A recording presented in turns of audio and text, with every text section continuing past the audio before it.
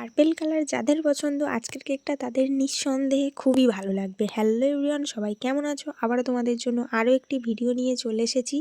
আজকের কেকটা পুরো পার্পেল থিমের উপরে। কার কার পার্পেল কালার পছন্দ একটা করে কমেন্ট করে যাও।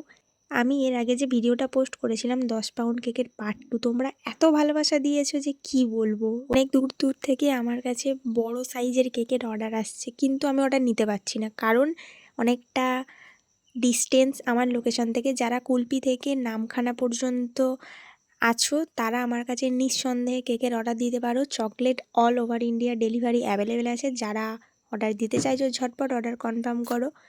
আর এটা আমার ক্লাস ফ্রেন্ড তার বোনের জন্মদিনের জন্য কেকটা নিয়েছিল।